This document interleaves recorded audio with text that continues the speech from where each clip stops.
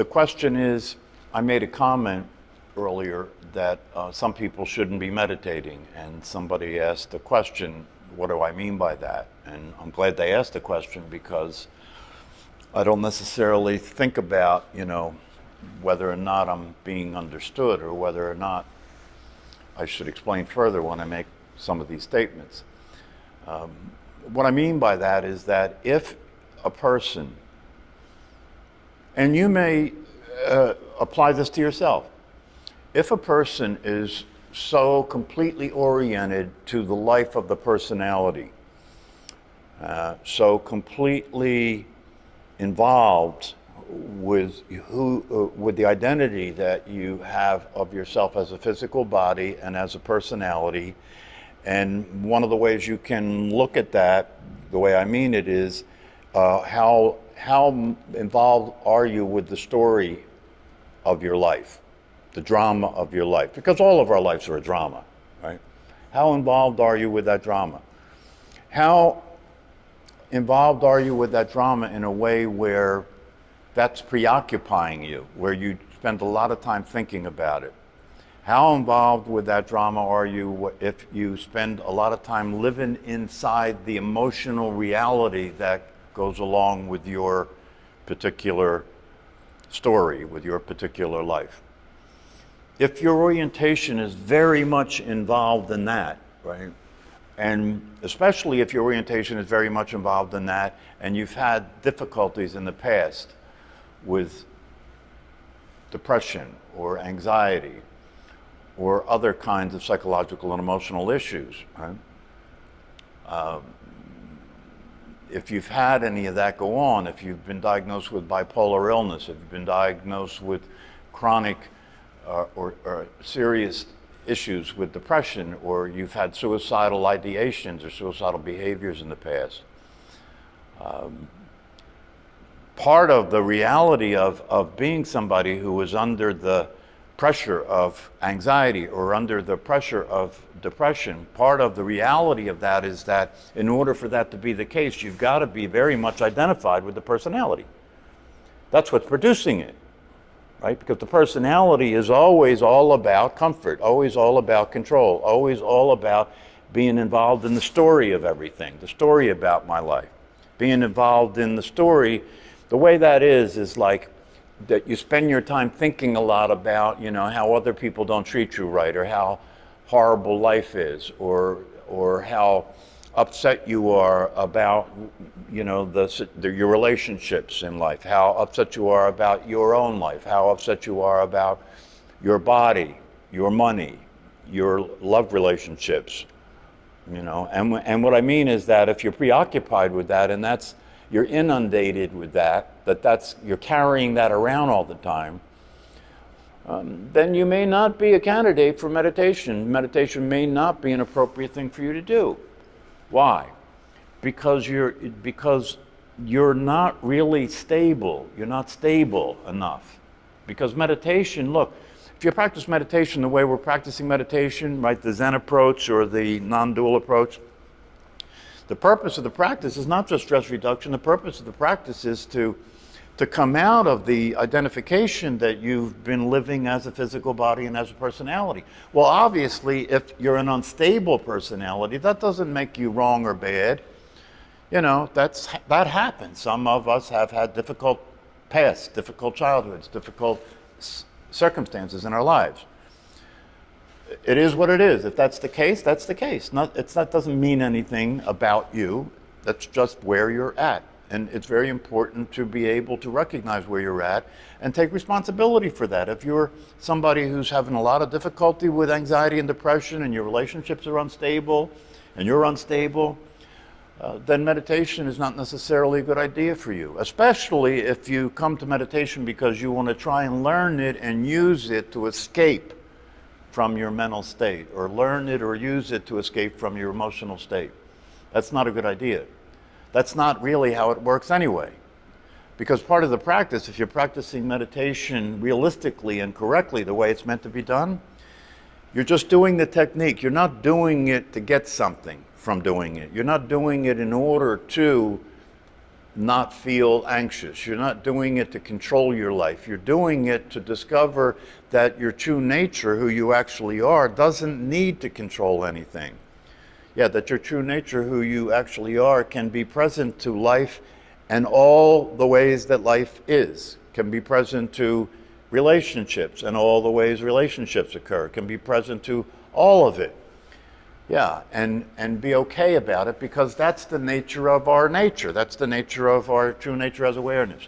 And so the practice of meditation, as is being taught here, is to practice recognizing your true nature, practice coming out of identifying with what you're not, coming out of being preoccupied with thinking all the time about yourself and your life, being willing to spend the time it takes and being willing to deal with the challenge involved in practicing meditation so that your mind can gradually calm down.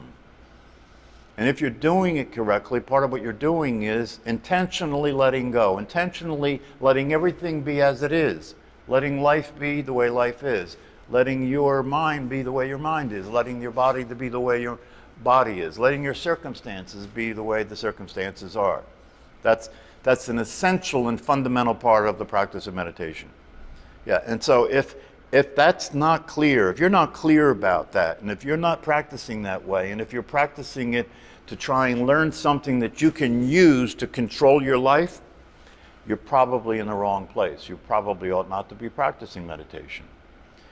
It requires, in order for this transition to occur from identifying yourself as a physical body and a personality to experiencing the truth of yourself as awareness and experiencing reality as it actually is, in order to do that, you've got to have a strong enough personality. It sounds like a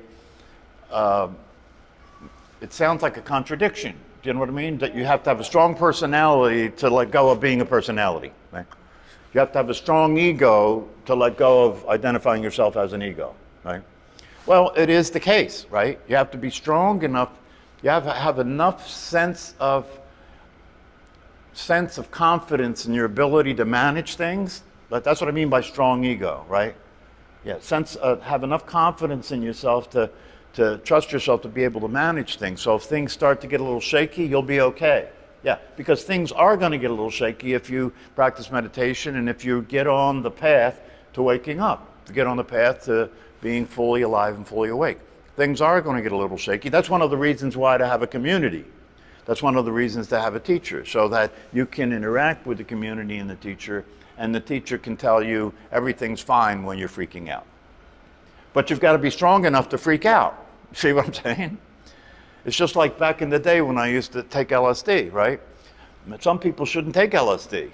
I've seen it, where people take LSD and have to go to the hospital, you know? You should only take LSD if you're strong enough as a person that you can handle being that high, that you can handle being, experiencing that kind of intensity of experience. Because, if the LSD was any good, you're going to hallucinate. If you hallucinate, you're going to see things that aren't there in your ordinary state of mind, or maybe hear things that aren't there in your ordinary state of mind, or experience things that aren't part of your ordinary reality. If you're a strong enough personality, you'll be able to remember, I took LSD, that's why I'm experiencing this. If you're not too strong a personality, you may lose it and forget you took LSD and just panic. Yeah.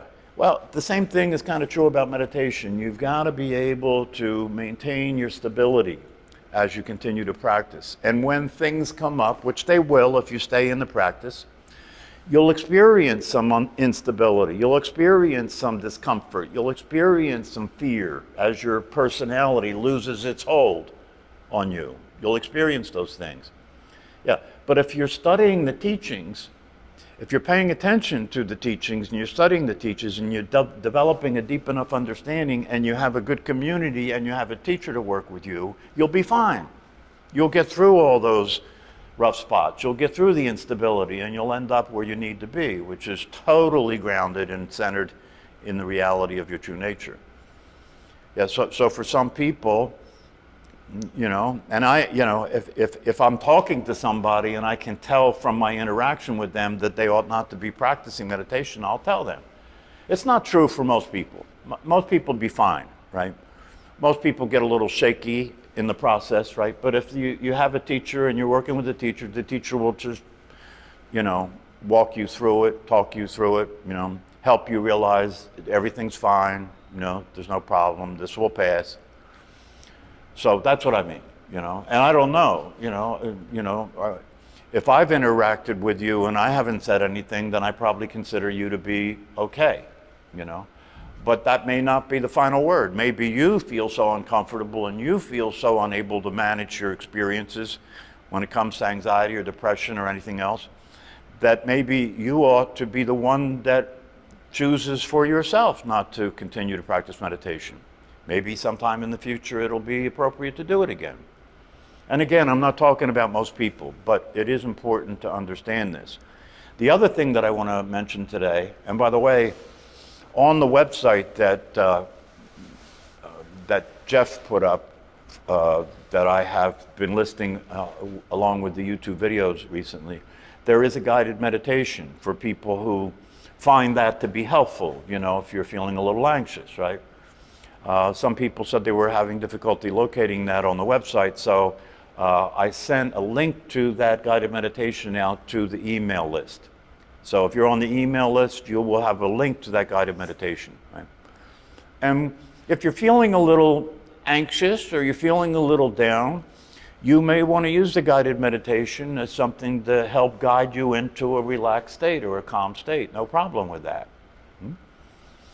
Yeah, so that's available there. The other thing is, along with that link, I sent out an email, and in the email I said that right now a lot of people are experiencing a heightened level of anxiety because there's a lot of elements coming together in the world right now that could be stimulating anxiety, like, the climate situation, the political situation, the economic situation, the war, on and on and on, right? It seems like there's a never-ending list of things that keep getting added to this list of what's not working right now in the world. But you see, the practice of meditation, one of the reasons to practice meditation is so that you can get yourself grounded and centered and experience the potential you have to be transcendental. To be transcendental, like in the old TM days, right? Transcendental meditation. Transcendental means that when you experience your true nature is transcendental. What's that mean? Transcendence means you're able to rise above, okay? You're able to transcend the situation that exists, right? That's possible through the practice of meditation. Why? Because the more you're experiencing your true nature, the more experiencing the reality of what you are, that reality is transcendental. That reality isn't physical, it's transcendental. It is above the relative world. It's the absolute reality, not the relative reality, right? So to the extent that you're in the experience of your true nature, you're automatically or naturally transcendental, right? So transcendence is part of what's available through the practice of meditation. Transformation is the other aspect of what's available through the practice of meditation. What's that mean? Transform.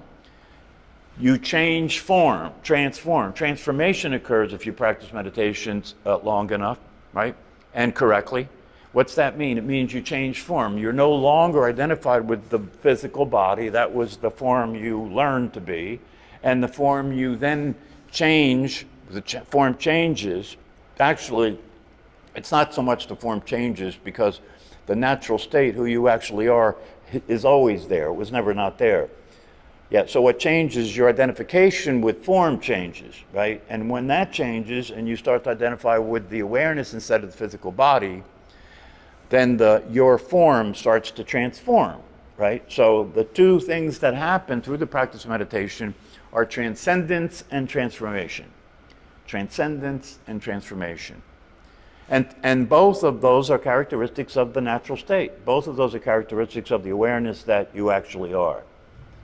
Transcendence, the ability to rise above. By sitting down and being calm and connecting with the breath, and being silent and not moving the body and slowing down.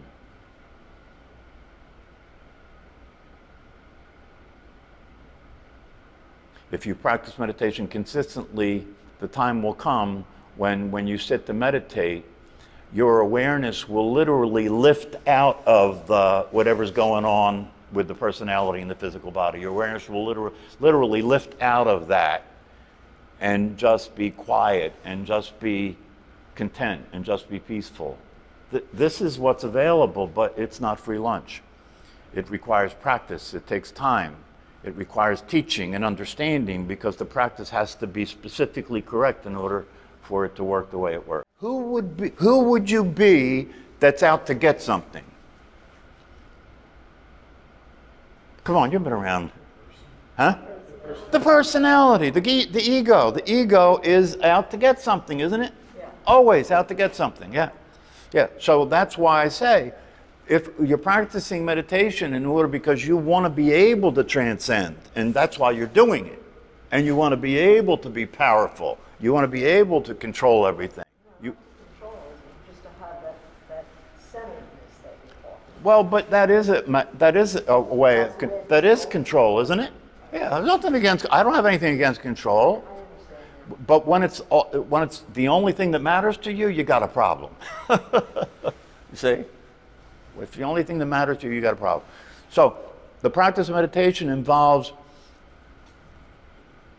being willing to deal with the challenge of establishing a practice that you do every single day without fail, with the understanding that in time, if you see your way through it, if you sit through the challenges, you can get to a place where transcendence and transformation become available to you. But if you're doing it to get that, it won't happen. Because if you're doing it to get that, if you're being an ego. Egos don't transcend. It's as simple as that. Mindfulness. Yeah, mindfulness is really a term that's used to describe the form of meditation that's popular right now, which is about stress reduction. It's about stress reduction. Because if you look at the teachings of mindfulness, when I first started teaching meditation here, I was teaching the mindfulness approach, okay? It ended up not really satisfying me in terms of my discovering what's possible with meditation, but that is the commercial version of meditation, and there's nothing wrong with it. It was presented in the West by John Kabat-Zinn, who was involved he was trained in Vipassana and was clearly aware of the different forms of meditation and how they were used in the traditions and so forth. But he was smart enough to know that wouldn't sell in this country. That wouldn't sell in the West. That people in the West wouldn't buy that stuff, right? That's too esoteric. That's too woo-woo for people in the West, especially the professional organizations like the medical organizations and everything, right? So what did he do? He said, this is mindfulness-based stress reduction. That's what this is. And that's what he taught. He didn't say it was about anything else. And because of that, it was readily accepted in the hospitals where he began to teach it, because people did use it to relax, were able to relax, and that made a difference in terms of their treatment, if it was cancer, their recovery, it was a heart attack, or whatever the case may be. And it became very, very popular. I'm glad it did, right? Because a lot of people are using it effectively for stress reduction. Well, so that's the answer for what mindfulness is, okay? Now, meditation goes way beyond that. In fact, the reason meditation was originally organized, or it was originally created to be used, wasn't for stress reduction, although that was part of the process. No, it was for waking up. It was for self-realization. And when you get into that stuff, right, now you're getting into quasi-religious stuff, and so people get funny about that, and all that stuff. So the only thing you can say about that is the meditation that I'm teaching and the Zen approach to meditation is about waking up. Now, once you say that to people, then they'll say, well, what do you mean by waking up, right? And then you can share out of your own experience if you're a practitioner, because I'm assuming that at this point you know a little bit, you know something about waking up, right? Yeah, then you just talk about that. You just say, you know, the average human being is sleeping.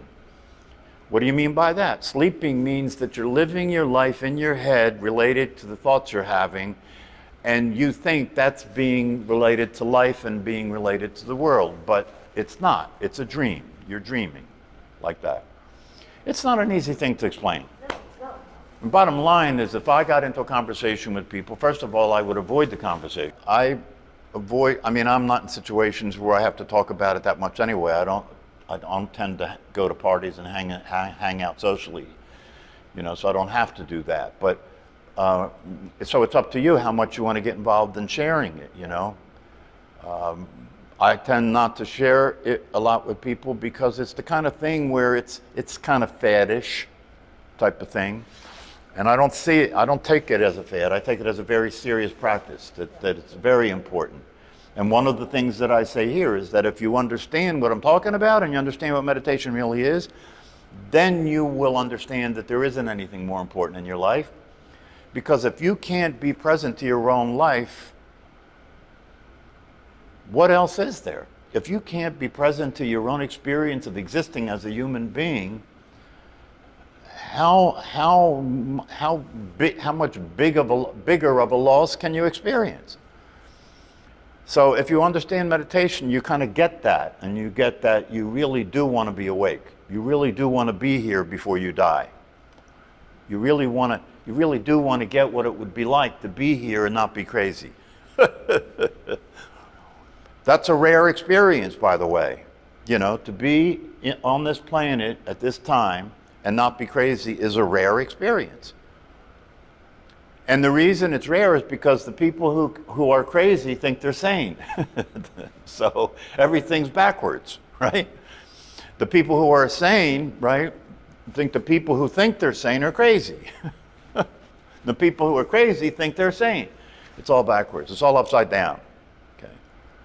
So it is a rarity. It's still a rarity for a human being to come into contact with these teachings and practices, to understand what they've come in contact with, to then practice what they have come in contact with, and then begin to come out of the dream, come out of the hypnotic state and wake up. So it's very important, you know, especially now, if you find yourself going through stress and anxiety and depression, and you don't feel that you're doing well to manage it, then you need to take care of yourself. You know, there comes a time when you need to do whatever you need to do to take care of yourself so you can continue to function. If that means medication, then medication. There's nothing wrong with that. You shouldn't feel bad about that, you know, because it's an interim reality. You know, if you need to take medication, take the medication. And then what I recommend, if you need to take medication and you take medication, right, that you would benefit from psychotherapy. Why? So you don't have to become dependent on the medication for the rest of your life. Because the medication, the only thing that most of the medications do, right, is squash the energy, to tranquilize the body, you know, to slow you down, right, to put you to sleep, you know. And that can be helpful if you can't control your anxiety, right? But what I would recommend is, if that's the case, to get into talk therapy, get into working with a qualified therapist, and start to talk about why you're anxious, what's bothering you, you know, start to process through this stuff. And if you do that, and you are working with a quality practitioner, you can come through it and come out the other side, get off the medication, and go back and practice meditation again. That's been done by many, many people. It's not a big deal. It's not a big deal. But you have to take care of yourself. If you find yourself in that place where and if you're a student of mine, even if you're somebody who watches these videos on YouTube and you're struggling, right? Talk to me. talk to me. I can't promise that I can work with you as a therapist. I'm pretty loaded right now, given the popularity of psychotherapy these days. But even if I can't help you, I can direct you. I can give you direction to where you can get help, or I can tell you whether you really need to do more than you're doing for yourself. It doesn't make any sense, for people who are trying to use meditation to control mental and emotional problems. That's not a good idea. That's not a good reason to learn to meditate. The reason to learn to meditate is so that you can get access to your true nature. That's the meditation I teach, so you can get access to your true nature. And if you do get access, and if you do practice it over time, and you do take on the teachings, meaning that you read and you listen to talks and teachings, because the teachings are very important. It's an education for awakening. The teachings are an education for awakening. It's an education about the truth. And without that, practicing meditation really can't take you very far. You have to know what you're doing. You have to know where it goes, like that. But if you understand it, this awakening that the meditation is a tool for, is a practice for, is the resolve for all of it, is the resolve for all of the problems that you experience as a human being. But if you're not able to manage the experience you're having in the process, right, then you've got to do whatever you need to do to keep yourself functional and to keep yourself from getting too lost in the sauce. Any other questions? All right, well, I'll leave you to your own devices, or leave you to your own wisdom. Either way. See you next time.